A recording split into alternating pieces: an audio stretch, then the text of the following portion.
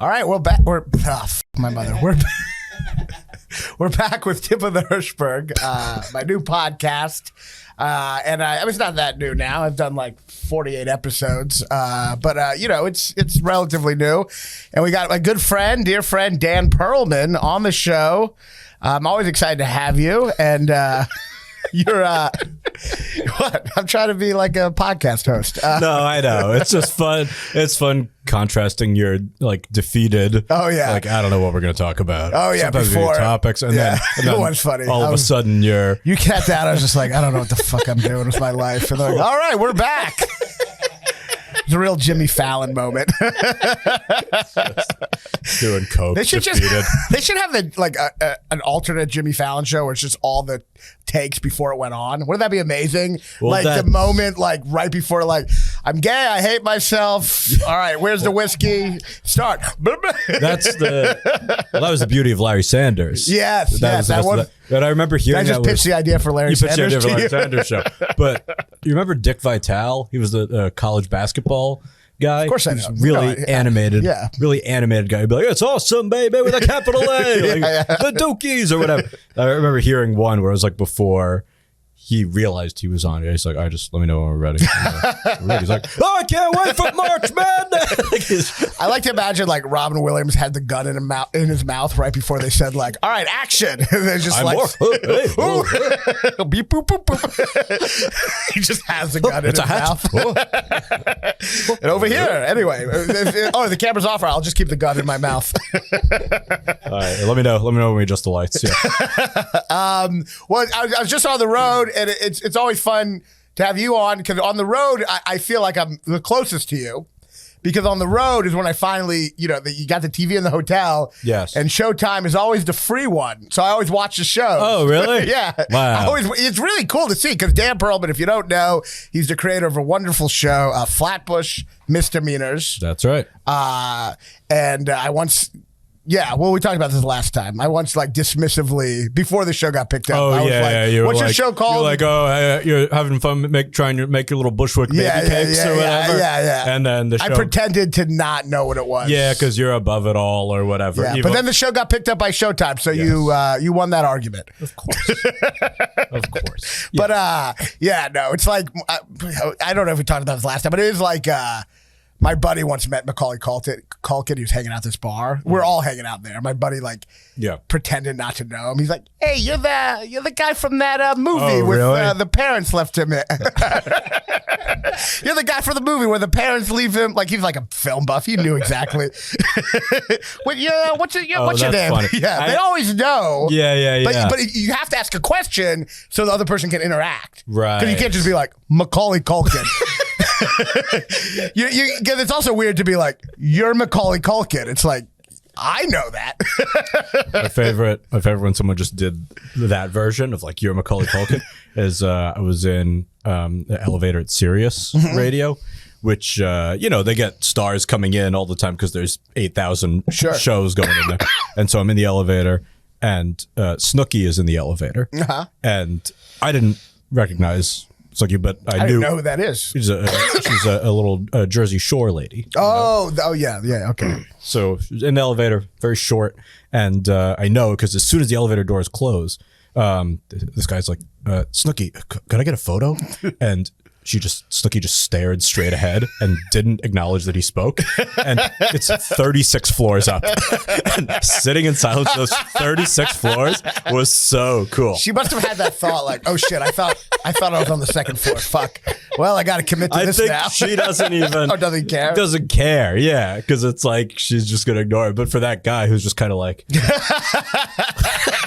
Like, I'm wondering how many waves he went through of like regretting that he asked, forgiving himself, and then being like, no, she's a bitch. You know what I mean? He probably went through every stage of grief. She really committed. She was like, oh, let's make this awkward from the start of the road trip, right? Like, because it was like it was an elevator trip. It was the whole way up. Yeah, the whole way up. I'm going to do that at the Empire State Building. I'm just going to say something really awkward on the elevator right away. Just be like, quit looking at me, motherfucker. Yeah. And then we just all have to go to the top. I mean, celebrity, it is interesting because I was with Louis this week and he's a celebrity and people do like harass him. And I realize like celebrity is like being a hot girl at a bar. Just everyone's kind of like, hitting on you. You know what I mean? Sure, yeah. Essentially, everyone's just kind of hitting on you, but instead of like fucking, it's just like, can I get your picture? Sure, yeah. Or your, you know, which is just, yeah. But you can also, you probably get like choose, unless you're the most famous people in the world, you can choose how often you're in those environments where everyone is going to recognize you or people are not. You know, I think. You mean you can be more discreet? Or? You can be more discreet. Yes. Yeah.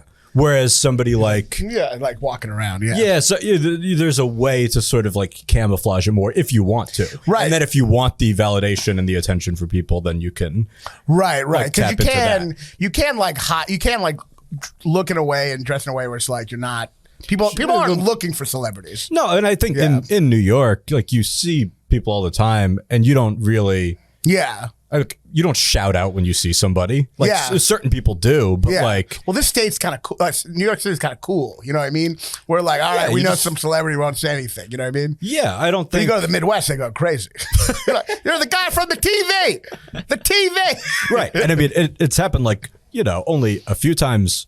There's only a couple zip codes where it'll happen with me. Yeah. But even that sometimes, like, people have, sometimes what's been on occasion is people will say it in the moment, but more often, like, I'll get a message later being like, I saw you in the pharmacy and I couldn't tell if that was you getting pills. And I'm like, it totally was me getting pills. Well, once again, they know it's you. They know. They're not going to do that on a wrist. They're not going to be like, hey, were you, this is weird, I don't know you, but were you getting Zoloft at the pharmacy where they yelled your name, Dan Perlman? Was that you?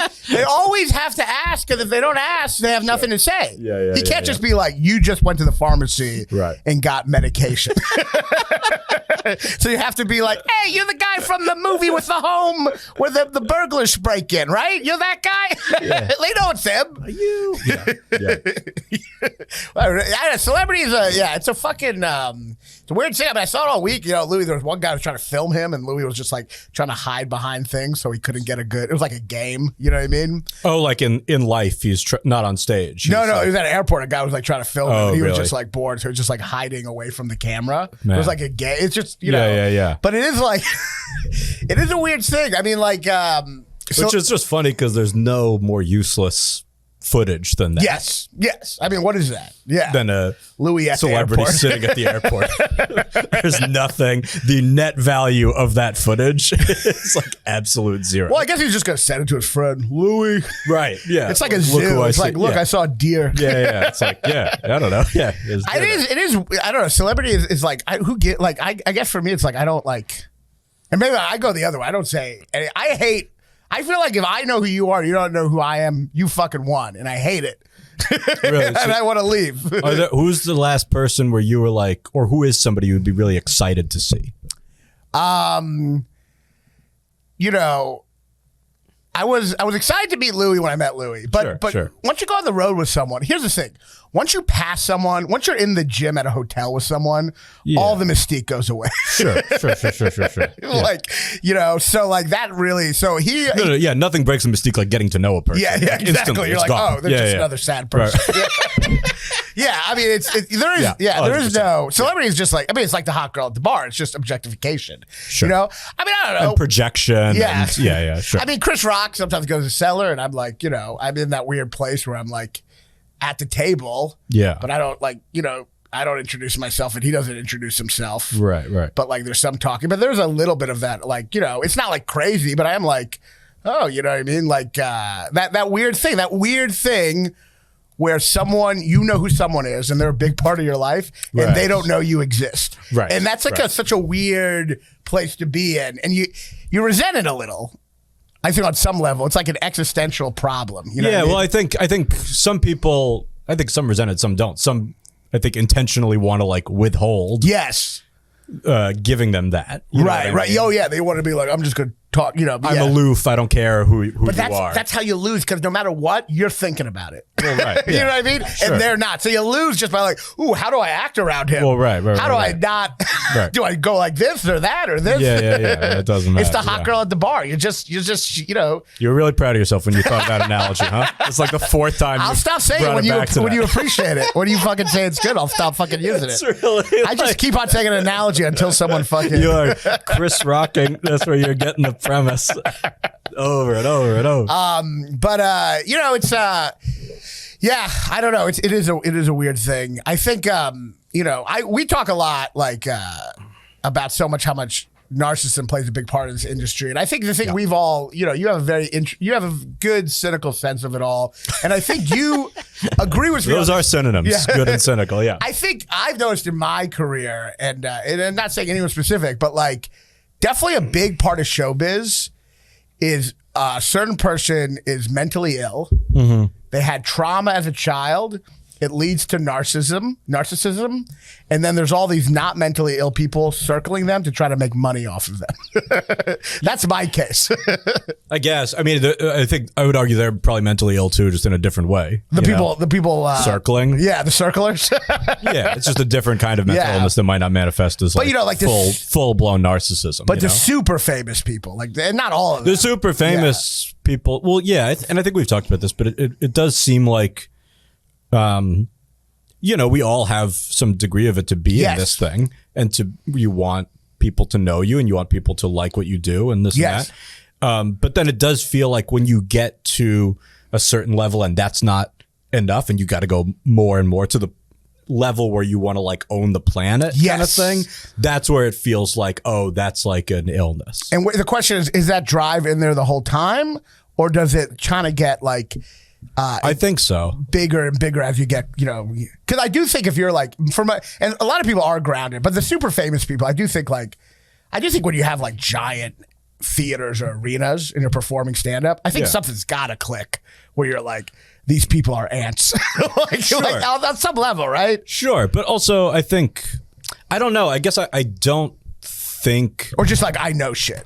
I don't think that kind of success, like fundamentally, I mean, maybe the like astronomical success that I can't even imagine, and you know, or know anything about from even like a secondhand perspective, but I don't think that, you know, fully transforms a person. I think what it does is that like allows for your shitty traits to be fully enabled. Yeah, that's when it's like if you become that person at some minor level of success, it's not like you weren't that person right before that minor level of success. You were that person. You were a dick just waiting for like an inch to slam through and take a mile from it. Because the more famous or successful you get, the more you don't have to suppress your things, and then the more people have to work around them. You know, nobody's like, oh, since he got famous, he's been like really kind. You know what I mean? Yeah. No, he was a dick when he was struggling, but now that he's been given a lot of money and like resources, and everybody has to listen to everything he says, and he has people work for him at a low level that he pays minimum wage. He's actually like, he's a really generous guy. Yeah, exactly. Fame and success doesn't make people better people. No. It intensifies whoever they were. Yes. And that, Kathleen Madigan once told me that. She was like, yeah, whoever you were before you got super famous, you're just a more intensified version of that. Yeah. I do think that's true. So I don't think everybody at some level is a monster, but I also do think it's the same with like people who are drawn to be like CEOs and like fortune, whatever people. It's a certain type of people that probably have some degree of that within them anyway. Right. They're more likely to be drawn to that to begin with. Right. And I do think for comedy a lot of times, and we've talked about these people, it's that choice between, with a stand-up, you want to be an artist, but then there's that other choice, which is personality. Sure. The person who's just famous for being a person, no matter what they do. Sure. And that's when you see that stand-up, you're like, oh, I thought they were a stand-up, and then they're just doing a game show. Like, oh, you just want to be seen and loved. It doesn't matter for what you're doing it for. Right. And then there's weird compromises or middle grounds to it where like, okay, yeah, I see. I don't view, you know, I think when you're young or starting, you could have that very binary view of like, that's selling out and that's this and that. And at a certain point, it's just like, you know, somebody just wants to make a living. And like, why wouldn't I don't think like Drew Carey, I'm not like, you fucking sell out. He's probably giving all the money to like, you know, I don't know, like fat donkeys or something. I don't know, whatever. Like he's like, you know, no, that guy. Yeah, it's like that guy was funny for a million years and like, on those shows. And that was just like, just trying to make a living. Yeah, just fucking show up and tape and have people guess the price of detergent and fucking go home to a mansion with your family. Yeah, that's more just like, awesome. Yeah, that's more, if anything, anything, that's like a lack of ego. Right. Yeah. You're like, I don't need to be. Yeah. I don't just need let me to have be that guy. let me have a paycheck every week. But there's the other people where you're like, okay, at one point this was about the art, but at a certain point it's like it's about you. And that is a temptation for stand-ups. Sure. You know what I mean? Because you do like, you want to be like, I think the best stand-ups are the ones you really remembered for bits as opposed to like who they are outside of the, you know what I mean? Like as just I know it's like intertwined a little, the persona, but like I do think like sometimes you see people get so big and they're like, oh, they're no longer an artist to me. They're just like an idea. They're just an idea, a brand. They're just a brand. Sure. But also it's like, that's kind of what happens no matter what. I don't know. I mean, it's just like, it just feels like a different thing. Right. You know what I mean? Right. So it's not even like I even look at it with a lot of like judgment. Right. You know what I mean? The people at that level, because it's like, I don't know. If somebody were like, Raanan, we want to sell like Raanan's Gatorade or like make your sneaker brand. You know what I mean? Do you say no? Or you're like, all right, I guess. I don't know. Yeah, it's maybe like a pair of blue shoes with, I don't know. Yeah, once you see the paycheck, it's really hard. It's just like it's just like the idea of some of that is just silly. And so you're just like, but then I guess the question I always wondered, would everyone who becomes like really famous just become an asshole? And like when you think someone's an asshole and they're famous, would we also be in that same situation? Or is that just something that's always in them? I guess that's the question. It'd be whenever you feel like someone's too successful and they become a prick, it'd be interesting if you could live in an alternative world where you became that successful to see how you acted. You know what I mean? Yeah, I mean, I think, well, sure. I mean, it's just got to be weird.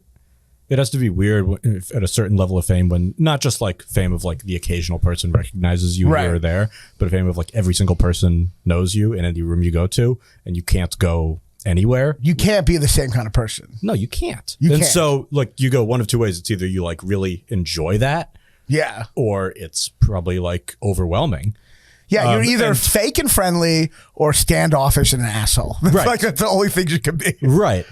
Or you withdraw, which I think a lot of which will be like, perceived as standoffish. Right. But I mean, like, you withdraw and you don't want to go out that much and you stay a little bit in hiding. You're like, what people say Howard Stern does is just mostly stay in. And just, you can't be an asshole if you stay in. Right. You're just hiding in there. Yeah. But then you're like, he's weird. He doesn't go anywhere. Yeah. Well, so it's like at a certain point, there's no, I don't know. You just have to kind of make some choice. I don't know. It seems very overwhelming. I don't envy that. It seems, but it is like a lot. It is fascinating. The moral. I'm so interested when people are successful if they're good people. But then I'm interested in how does the moral standards really change in an unfair way, because it's like but also that good people is a very like not good binary. But like but I always wonder like if I'm like in a bad mood in a cab one day. Yeah, that's just going to be that happened. But if like fucking, Jennifer Lopez, well, she's not going to be in a cab. Maybe that's a bad example. But if she's in a bad mood one day, now there's just a story. A service person. There's just someone has a story of her being that's a bad example because I'm sure she's cut. I've been because Jennifer Lopez. But I've been in a restaurant with you where you've like thrown your omelet at a waiter. That's true. I did. And you said the eggs are wrong. The eggs are wrong. I did do that. And you took their fork and you're like wrong. Are you James Corden? And it wasn't a story because nobody gives a shit. But if you were Corden, then it becomes the whole thing. But it is true. It's like people like if you're an ass, if you just have a bad day and you're famous, that's a story someone tells. It becomes a story that just gets passed around, and everyone who hears that story now just goes, "That person is a bad person." Right? Because I saw on Demois that he So it's like from an anonymous account, and it only hinted at his name. Yeah, and it's like insane. And now all the people here just think you're a bad person. That he didn't cover. Use his umbrella to cover the person he was walking with. It's like, what? It is 11th hand. Yeah. Well, it is funny because it is like, I always think if you are famous, you have this obligation where you have to be like overly friendly to people or they will think you're a prick. But they wouldn't have thought that if it's just me being a regular person. No one's like, Raanan's being real standoffish. You know what I mean? But it goes back to that thing where like, if everyone in the room knows you exist and you don't know they exist because of celebrity, and you're not overly friendly to them, they think you're a prick. But this is what certain people, and maybe we've talked about this, I don't remember, but certain famous people, and these are the ones that truly like will own the world forever, is they have an ability to like look at people very directly and to make those people they're talking to feel empowered, and that the way for them to feel more power is to give them more power. Yes. This is Obama would do this. Politicians can do this. Yeah. Taylor Swift, where it's like Taylor's version. So people are like I feel good by supporting you. Have the rights to your songs, you billionaire. Right, like, right. And I say that not with any criticism at all. That's like an insane ability to get to do that, to have people who have nothing compared to you, feel like zero, feel like what would make me feel good is for you to have even more power. Right. Like Obama being like, we did it. We did it. Yeah. Yes, we did it. Now we're all gonna drone this family. Yeah.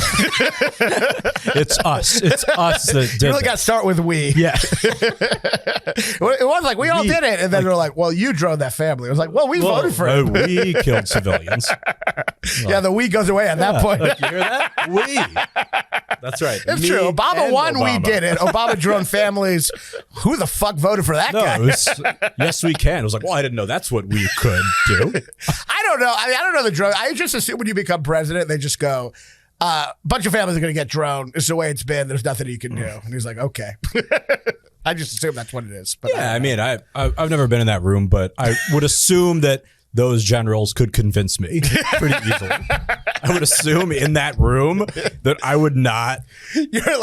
You're now president. You're about to be culpable for a lot of murder. That's just immediately. You are culpable for a lot of murder. That's just the minute that happens that you become president. Well, I think the one person who pushed back on that was Jimmy Carter. Yeah. Because he just had his peanut farm. Yeah. And I think he was like too good a person. Yeah, and he got the lowest approval ratings of all time. Of all time. No, way lower than Trump. He got in trouble. I don't know if you remember, he gave an interview in Playboy, and they asked him about, like lust or whatever. And he admitted, he's like, well, the Bible says that if you even have lust in your heart for a moment, you've cheated. So in my heart, I've cheated many times. And it was like a scandal. It was like, this guy's a monster. He was like honest. He was like attracted to other women. And they're like, this sick fuck. It's like, he canceled himself by just admitting that. Yeah. He canceled himself completely. Meanwhile, they're all just like, having kids with slaves that they're assaulting and whatever. Everything's fine. Like, nobody cares. That was a scandal back then. It was very different. The scandals used to literally just be like, he stole a line from a speech. Like that's used to, now the scandals are just like, he colluded with Ukraine. Right. And then they're like, yeah, but whatever. Who does Whatever. Who gives a shit? Yeah. It used to be very small and everyone cared. Right. And now it's like, yeah, he destroyed democracy, but it was funny. Like, I don't know. It's kind of fun when he thought Paterno was still alive. By the way, Biden with the classified documents, that's pretty hilarious. Just that like, is this a new thing? Yeah, they just found all these classified documents. Like Biden's like, they found it is different. Trump refused to give. Oh, Biden stole classified documents also? Not stole. He just, you didn't hear this? It's hilarious. No. So Trump, they find the documents. Biden's like, that's completely unprofessional and you're putting the country at risk. They just found classified documents in his like park garage, like next to his Corvette and like in a couple other places. That's fun. It's like, there is a difference, but like at the same time, it's like, it's all just, I can't, certain things happen where I'm like, there is a difference. Like, for instance, Trump refused to give them back. Yeah. but it's enough similarities that I'm like, if you're like right wing, I can't convince you at this point. I mean, I get it. He has documents too. There's no way I'm going to, And I think this is like that, MSNBC, CNN mistake they always make where they really think they're going to get people to care about this stuff that doesn't really impact us day to day, and we don't really understand. Right. And that was the the ill-fated thing with the whole Russia thing. Right. When they kept being like, we're going to get him on this because he colluded with Russia. We're going to get him. And you don't do that. Yeah. And we're like, what? I don't even. I'm just trying to like get food on the table. Yeah. Like, I don't really know what you're mad about. Like Rachel Maddow. And she's like, we're going to release the 9th page of his tax returns in 16 hours. And like a little countdown. And it was like, there you go. It said he only paid $1,000. Which is like, what he said in the debates. I was like, yeah, I don't know. What are we talking about? But president, I mean, that's a level of narcissism. Speaking of narcissism, that's like, you got to just, like, if you're at a point where you're like, well, I got to kill some people now just to get some shit done. I mean, that's like, you can't say it, but you got to be like, yeah, people are bit numbers to me. You know what I mean? Well, right. So what's a fix to that? Maybe a fix is only have presidents who don't want to be presidents. That'd be a good idea. Right? Yeah. That is the paradox. Anyone who wants to be president is a psycho. Sure. Yeah. So and a fucking psycho. So we put somebody who inherently doesn't want You just it. take like some bus driver. Yeah, bus driver. Just take some bus driver and he's just like, all right, the buses should get... I guess drones. He just does the same thing. He becomes exactly the same. The drones are saying, but the bus driver should get more time off. Yeah, that is the paradox, and there is no solution, right? There's no solution. If you want to be president, you're a psycho. Mm-hmm. And that's just the way it is, you know? Yeah. I thought we were going to crack that just there, but I guess we spent a good 20 seconds on it. I did Sirius recently, and Johnny Depp was in the building. Mm-hmm. And certain people, when they go in the building, they have security. It becomes like a big thing. Yeah. Like, you can't just go into the building. Yeah. Like, there's security and all this shit. And I'm like, is that necessary? Or do they just, Johnny Depp just be like, is he just like trying to inconvenience things? Could he have just gone up there? Yeah. I mean, I think some people are like paranoid. Yeah. And think people are really going to like come at them, you know? Yeah. If you wanted to walk around. I mean, it's not like you're running up to Johnny Depp and freaking out. You know? You wouldn't recognize him anyway. He's like a hideous person now. You wouldn't think it was him. You would think it was like a Mexican grandma. You wouldn't think it was him. So it's like, it's not like, that's the thing. You don't need a big security detail and wear so much makeup you look like a dead 95-year-old woman. Like one or the other. And this was not me pretending like I didn't know.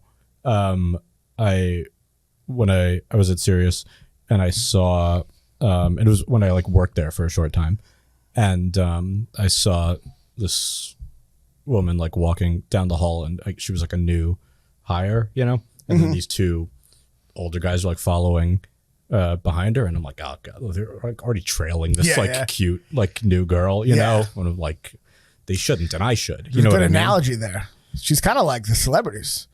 Kind of like the hot girl at the bar. Yeah.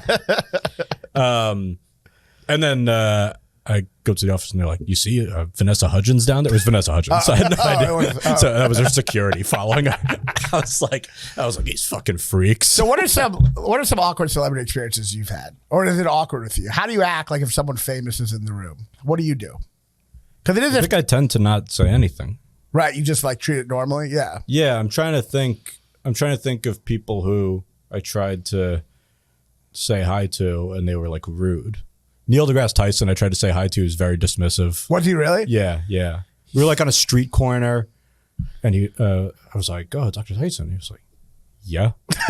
We're like at the light. You're just like, "Yeah." What? And I'm like, I don't know. I like how you talk about the moon. I don't know. I don't know. Sorry. Really good moon talk. I really like how you fact check things in a really obnoxious way that doesn't read the room. I was probably 22 or whatever, you know? Before the Twitter persona. I really like how you bring up facts that are technically correct, but so not what anyone wants to hear. Bit of a buzzkill. Yeah, because you're not emotionally intuitive at all. I'm trying to get awkward ones. I don't know. He's always so funny. There'll be like a horrible school shooting, and it'll be like, well, mice kill more people every year. Just completely like autistic scientist about it. Guy just shoots up an entire a baby room at a hospital, and he's like, mold is a much bigger killer by the statistics. It's like, just read the room, buddy. Read the room, you autistic fuck. It's very scientist. It's just figures. Goes to funerals. Yeah. I'm sorry your son died by drowning, but he had a bigger chance of dying by a coconut falling on his head. Did you know that? The odds of him Especially because he did like coconuts. No, I heard in the eulogy he was fond of. I don't know. The mother was grieving, and me telling her statistics didn't make her stop grieving. It was weird. It didn't make the tears stop falling from your eyes. He does not like. It's funny. You can know everything about the astronomy or the planets, but you know nothing about human nature because you don't realize people find you annoying. So why don't you stop learning about the stars and just focus on the person in front of you who's bored and annoyed by you rambling? But that's what led them to have to learn about the stars. Yeah, oh, right. They're like, it wasn't like they went there and they're like, hey. Yeah. They were like, it was a go away, and they're like, okay, fine. And they went further and further. The further in the galaxy is the more annoying people find you here. And then they feel a companionship, like the moon is just as distant to them as they are to the moon. If you're really interested in like other galaxies, it's because nobody likes you here. That's so sad. And so he's just into stars because they don't realize he's a fucking dork. Exactly. Because you're like maybe a billion light years away, somebody will like entertain coffee with me. He's like maybe billion. Yeah, there's aliens who are my exact autistic level. That's what he's looking for. He's looking for him, Elon Musk, Jeff Bezos. They're looking for aliens on their same autistic wavelengths. Everybody at NASA. They're going to find Neil deGrasse Tyson. Just one day we'll find a whole bunch of Martians who are just like, we only communicate through statistics and averages. He's like, I'm home. Yeah, Musk is. Did you see that quote Musk said about his son, who he's like estranged from? Oh, this is the non. Is this a non? No, he has like a non-binary. I don't remember which kid it was, but he was talking about. They asked him, one of the kids who was like not talking to him, and he was like, "Yeah, I mean, you can't win them all." It's just such an autistic, like, business removed way to think about your own child. You can't win them all. That reminds me of Mars Attacks when they tell the president that, it's a 162 game baseball season. Like, we lost 2 out of 3 to the Braves. You can't win them all. Yeah, 2 out of 3 is pretty good. 2 out of 3. You can't win them all. He is so he is such a psycho. Well, I do believe I'm probably talking about my ass. Look it up if you want. We got to have the every podcast has to have the looking up something. But like I believe he has it's a child who is non-something, and they hate him, and I think that's why he hates woke culture. It's a psychological thing. Like this non-gender, kid hates him. Oh. You know what I mean? Sure. Seeks name change, to reflect name and gender change, Yeah, I mean. So every time he's talking about the woke virus, he's just like, "Fuck my child, not talking to me." It's like, I can't win them all. It is funny that he keeps on tweeting like the woke mind virus is like. Well, what's funny is he's mad at the woke virus, but then about his actual kid, he's like, win some, lose some. What can you do? You can have that about society. You can be like, I don't know, some people think what they think, and then like, I really want to have a relationship with my kid. He's I lost my kid. We're working on a new technology that will create a robot that will have a child that you failed, and then we can just work it out with that child. No, the robot kid can do everything my kid can do, and it can say I love you on command. I've created virtual reality where you go back to the fight you had with your kid, but they agree with you. And you resolve the conflict. So I don't need to have a better relationship. If they ever disagree, you can actually just like unplug the modem and it just stops. It's perfect. Yeah, it's perfect. Just disconnect from hotspot. Anyway, you're good. It is funny. He is like into space. He is looking into outer space. He's like, we've got to colonize Mars. And I'm like, why don't you just get your family together? That's all of them. That's all of them. Yeah. You're not ready to colonize Mars. You can't even get the first unit is family. Yes. You can't even get that working, and you're ready to have a civilization on Mars. I used to do a bit about this about that Free Solo guy. Oh, right. Remember that movie? I never saw it. I hear it's great. Yeah. Yeah, I think it won an Oscar. So it's like he climbs rocks without a rope. That's his thing. And it's very... I kind of see both sides of it in the movie because it's a documentary. He has this psychotic relationship with his girlfriend. And it's just very funny because she's like, hey, we really have to talk about our issues. And he's like, we will, but I got to climb this rock. It's like a reference. You're going to be shocked, but that is actually one of the issues I was going to talk to you about. I know you think, you're probably like, oh, is it about you slamming the refrigerator door? It's definitely about you seeming to want death while in this relationship. That is definitely one of the... You've actually climbed like 50 of these rocks, and like, it's cool, you can do it, but are you ever going to not do this?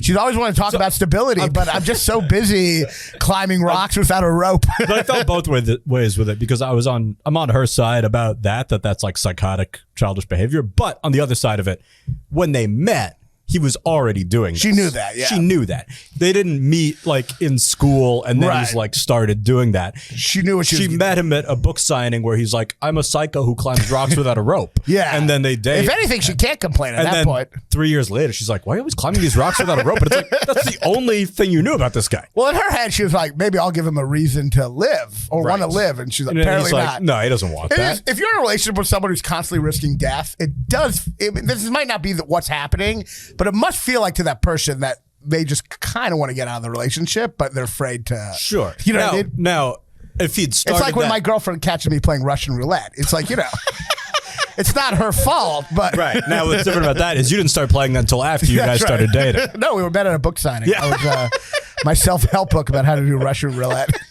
You think after the Free Solo documentary, the cameramen were like, you all are a little disappointed he didn't die, right? Yeah, because that would have been quite the video. No, we thought he was going to also. Yeah, I was like, fuck, this was a bust. All right, fine, it's a triumph. When you film some guy free soloing, you're hoping that you're going to have a shot of him falling off a mountain.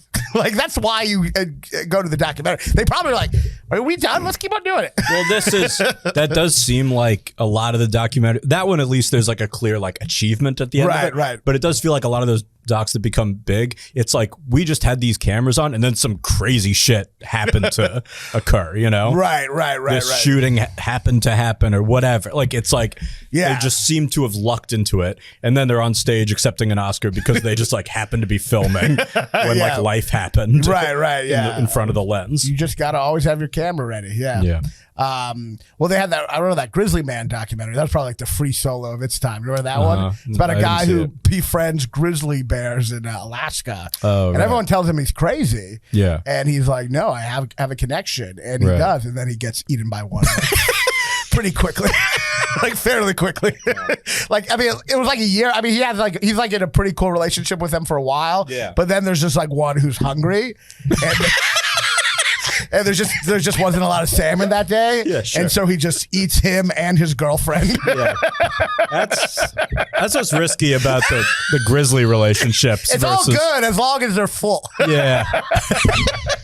But the minute they're hungry, they're like, I'm not going to just like, I'm going to eat you. Like, yeah, we've like bonded, but like, I don't value our connection socially more than I'm not going to suppress my appetite. The immediate like, so you can feel free. Joy of like eating you and like shitting you out is better than you feeling like you're one with nature. Conversation, like I don't even speak English. You want to feel one with nature? Well, you're about to, because I'm going to fucking eat you. That was a big documentary, which was kind of like it was like, it's not really news. That's kind of what would have happened. I didn't see it, but it's Werner Herzog, so of course he makes it into like, man, this alienated from nature. Sure, yeah. This Alaskan landscape shows the brutal, cold elements of the soul. But it's like Arnold Schwarzenegger who went to like philosophy school. But I'm interested in that stuff. My favorite article I ever read, which I'm sure I must have sent you. It's the New York Magazine did this thing, and it was like weird couples and weird relationships or whatever. And then they had a full profile of what it's like to date a horse. And it was this guy in Canada. It was anonymous because it's illegal. Yeah. And he dates a horse. And he's in a relationship with a horse. And so in a relationship or dating? Like, have they put labels on? Well, he's put a label on it. The horse might not have. You don't get the horse's POV. But he's like, hey, girlfriend. But he's married to someone else. To a woman. The wife stands guard outside the barn while he goes in and sees the horse that he's in a relationship with. And he has two horses. one of them, and he describes it. He's like, one of them is Patricia, who I've been in a relationship with for 4 years, and the other one is just a horse. So like in his mind, you can still like delineate. He's like, well, that's a horse. That's just a just a horse. That's just a fucking horse. That's just my horse. What's so confusing? That's my girlfriend. That's my horse. What? Yeah, no. Like, what's the horse's name? I like how the other horse doesn't even have a name, even though you name most horses. That's just a fucking horse. I'm not gonna name that horse. Why would you think I would name a horse? Anyway, baby, let's go. It's so fascinating because it's so like straightly like matter of fact. Yeah. In the presentation of it, and he's talking about like they're like, so you have sex with the horse, and he's like, well, I'll go down on her. He goes down on the horse, and he's like, how selfless. He's like, how giving. Very giving. Ultimately, it's about her pleasure, you know. And he's like, he's like, I can usually get her off in about an hour. And he's like, but I can get myself off very quickly, which like, it's like, I would hope. If you're fucking a horse and you can't come within like a minute, you probably shouldn't be fucking a horse. Yeah. I don't know what's wrong. I don't know why I can't come. What this should be? If you're trying to fuck a horse, it should come like immediately, or it's like, oh, this is like not a thing you should ever do. And it took an hour for the horse, huh? Yeah, because the horse probably doesn't like really enjoy this. Yeah, yeah, it's probably like. Also, he's probably like really bad at it because he's probably doesn't know how to like please like a human woman. Much less he's like leaping the horse. It probably takes like an hour for the horse to be like, oh, this is molestation. I need to come to have this end.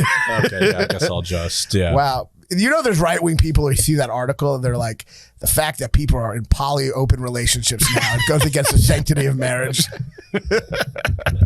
Well, there were like people who thought like, oh, if we legalize gay marriage, then people are going to start dating their dogs or whatever. And we're like, no. And then instantly we're like, all right, so he's dating a horse in Ontario. Maybe that's true. Like, well, that's the other hilarious thing. Like, it'd be hilarious if you talk to the wife and she was like, how do you feel? And she's like, oh, about him having an open relationship. Like, she doesn't even mention the horse. About him being open. I mean, it's tough. I like monogamy, but if it satisfies him. But yeah, well, I've dated people who have been open before. We have a good dynamic, play board games. It's really more a partnership at this stage. Yeah. No, I meant about the horse. Yeah. I don't even notice. I didn't notice. Oh yeah, a horse. It is a horse. I guess that is strange. Some people have animals. I guess that's weird. Yeah. I don't know. I never had a pet growing up, so I don't know. What do you think the psychology of fucking an animal is? Like, what do I think? Yeah, I guess you're not getting laid.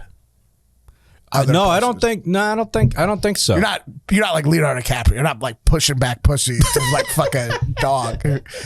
No, it has to be just a wiring. Well, I'm only basing it on this one article. Yeah. But this guy said when all his friends were stealing Playboys, he was watching Mr. Ed and Jack. He was literally he like went to the library and he got like the encyclopedia of horses.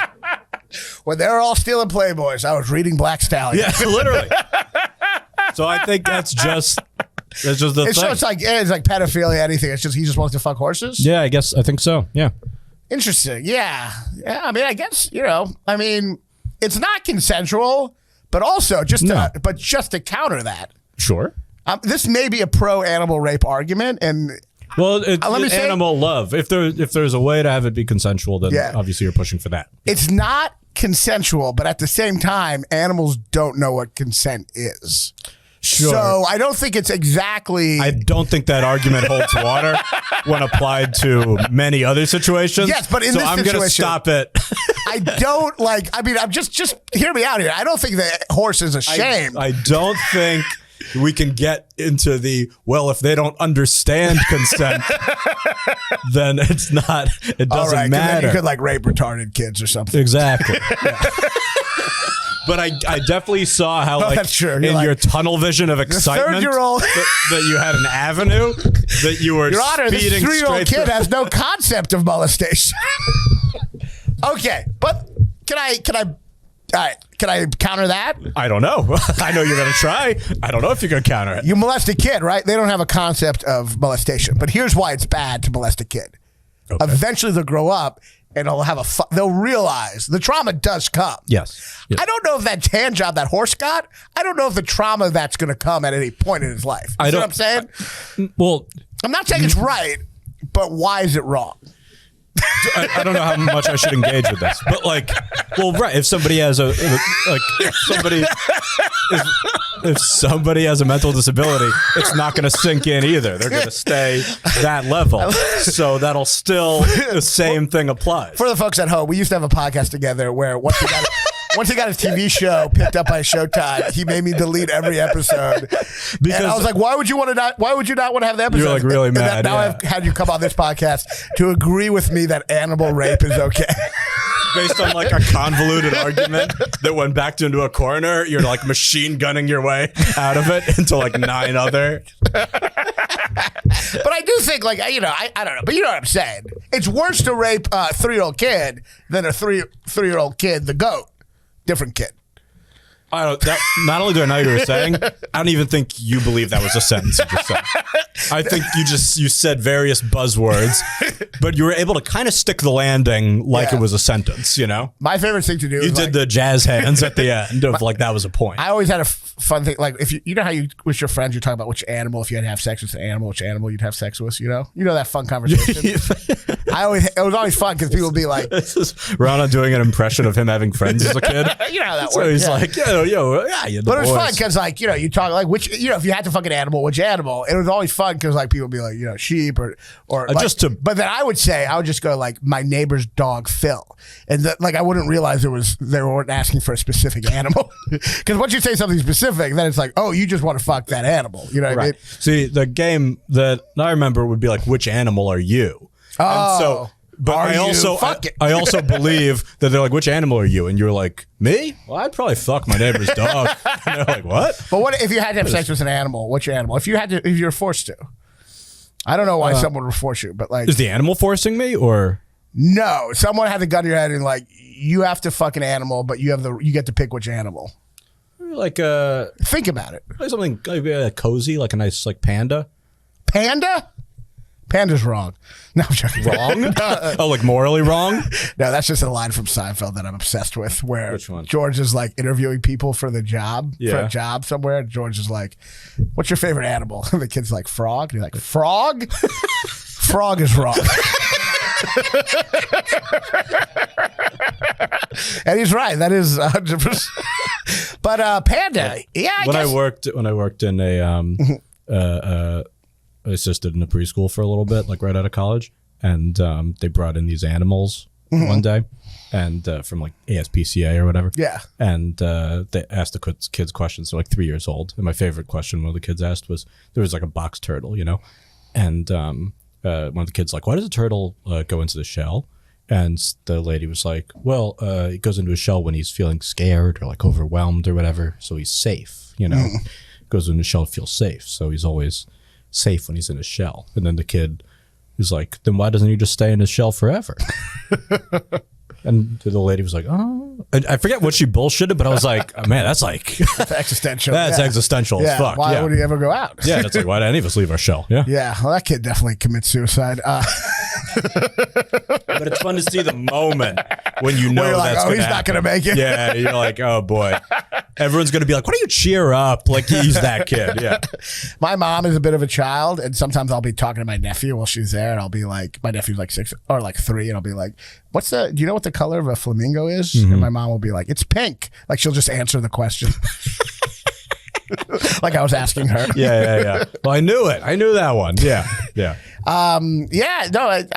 So you'd fuck a panda. Yeah, panda's pretty good. What would you fuck? I think, first of all, that's very woke because they're black and white, See, I really wasn't. You're always looking at optics. You're like, I will fuck the white, black. Perfectly. I was thinking of it on comfort. You know what I mean? Like, no, you were like, I will fuck a clear symbol of diversity. Oh my god. I just didn't want. What do you want? Like a turtle or something? Right. Like that would hurt. You're like, well, I don't want to like make you feel ashamed about your answer. A snake? But pandas are already like going extinct. It's already hard enough. To get them to have sex with each other. Well, right. So I feel like throwing in another fuck will really hurt that. You know what I mean? Well, or maybe the opposite. Maybe they're not fucking each other. Maybe what they need is me in there. That's true. Just to kind of get it exciting a little bit. That's true. It is weird that they're like, don't want to have sex with each other. They're going extinct and we're forcing them to fuck. Yeah. You think we should just let them go extinct? Yeah, I guess I don't know. They don't really have a concept of it. So yeah, I guess it's good to have them around. You're so big with this. They don't have a concept of it, so anything goes. Well, it is like, I mean, so big with that. I still believe, and we got to wrap this up, but I still believe it's wrong to molest an animal, but I don't think it's like, it's wrong, but I don't think they care that much. Did that make sense? Yeah. I think this is a very different argument than you were making before. It feels wrong. It's more wrong it just feels wrong for us.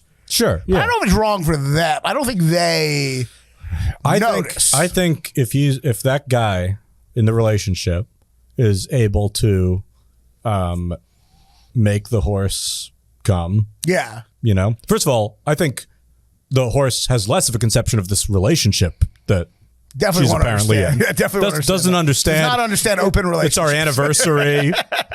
Bringing candles or whatever. It doesn't understand that either. I think that's the weirder thing. See, I think that's a good point. It doesn't understand. No, it doesn't understand molestation, but it also doesn't understand love. Being a side piece. Yeah. From a different species. Doesn't understand like, oh, there's like real feelings attached to this. You know, Neil deGrasse Tyson would be like, animal sex is fine. It secretes something in them that gives them pleasure. They actually, when they come, they have dopamine. It's from condensation, actually, from animal sex helps with climate change. Yeah. Well, where can they find you? Are you on the what are you? This is so much fun. I always have so much fun when you come on. What is are you you're touring? Or you write? You said you're always writing about you. You're working on stuff. Yeah, I'm just writing things. But I'm at the Kennedy Center. Oh, geez, February 16th. February 16th. I'm at the Kennedy Center. 2 shows. It's me and Yamanika Saunders and Carrie Coddett. That's gonna be weird. It's gonna be hard to like. You and Yamanika are so similar. It's gonna be hard to like. I know there's gonna be a bit of overlap. We're gonna make sure we're not gonna cover all the same topics. But they were both on my show. Oh, so it's like Flatbush. so it's like a Flatbush show. Yeah, so I'm hosting it. So that's awesome. Anyone? So I did DC Improv. They're all great comics. All great comics. So I did DC Improv a couple months ago. So if you saw me there. We did sell out, which was nice. That's amazing. But if you saw me there, I'm hosting this one, so I'll do different shit. But yeah, please come, Yam and Carrie. They're both great. Kennedy Center, February 16th. Kennedy Center, yeah, come to that. That's great. That's the DC. That's a big room, right? Yeah, that'll that's be fun. Awesome. That's really exciting. Yeah, come see that. And for me, I'll be at City Winery. That's where you got to get tickets to. City Winery, the Loft, not the big room. But the big room kind of is too big. It sucks. It doesn't matter. Yeah. I'm at the Loft. I'm in the attic. I'm in the fucking I don't like to make excuses. I'm in the hallway of the city. Because you perform at those clubs. Have you done those clubs where they do the upstairs janitor's closet shit? Yeah, well, I was in the lounge at DC Improv. Yeah. And George Wallace was in the main room. And I was so glad we sold out before walk-ins because I was like, if I have to get disappointed George Wallace fans where it's like older black people and like dressed like they're going to church expecting to see an hour's worth of Yo Mama jokes and it's just me up there doing my horse shit, they're going to be so sad. They're going to be so sad. Yeah, it's really sad when you can't fill out the janitor's closet, which I've had a couple times. It's like, I thought, like, it almost feels like, well, the key to it's almost like at a certain point, you're like, all right, this isn't working with like a big room. If I do a small room, maybe I can sell out that. But even when that doesn't sell out, you're like, oh, this is not. They run out of excuses. They're like, this is a tough weekend because like you're here. Yeah. And stuff. I know. They always have an excuse. There's, there's 2 homeless people fighting over a rat in the alley. People are watching that instead. It's the junior varsity mentally handicapped ping pong competition in Terre Haute, Indiana, 4 hours away. So, it's not your fault. Chinese New Year. We got a strong Chinese population like a few hours away. So sometimes people visit their families, not when it happens, but the weekend after. So in 2 months, it'll be Valentine's Day. Yeah. So, people are just staying in. They're just prepping, they got to save up. They got to go out, That's my life. But anyway, come to my shows. Come to his show. Thank you so much and watch Flatbush Misdemeanors. It's great. Yeah. It's really awesome. You can watch it on Showtime. 2 seasons. Right? Yeah, that's 2 seasons, yeah. That's it. 2 seasons. They wanted to do more, and Dan said, nope. No. I only had 2 seasons planned. And I'm posting clips. My plan was to end it unresolved. At Dan J. Perlman, I'm posting clips from it. So if you're like, I don't want to get Showtime, just follow and watch the clips I post. Holy shit, I just realized Yeah. you have the same, it's the same as the famous humorist, S.J. Perlman. Oh, yeah. He spells it different. Did he spell the name differently? But Yeah. yeah, I didn't know you had J. Oh, yeah. S.J. Perlman and Daniel J. Perlman. Yeah. It's not funny. I mean, I don't get it, but like... it's a humorist is like, it's a humorist from the 30s. It's not they're gonna... not funny, yeah. Maybe they give that Mark Twain award every year. It's right. It's like, that guy's not funny. Mark Twain? Mark Twain? Yeah, we have some funny lines. I don't know. I feel like I've laughed more at like Yogi Berra quotes. Yeah. That should be the Yogi Berra Prize for humor. It's fun to have someone's first name be the N-word. That's funny. I guess. You got me there. It's funny to have the racial slur and then also have the name. You think if someone's having the racial slur, they wouldn't even care to have the name. Yeah, then that's why we give them the prize every Someone's year. like Kike Raanan. Yeah. Which, believe me, someone is. Yeah. All right. Thank you so much, Dan. Thank you for having me. Have a good night.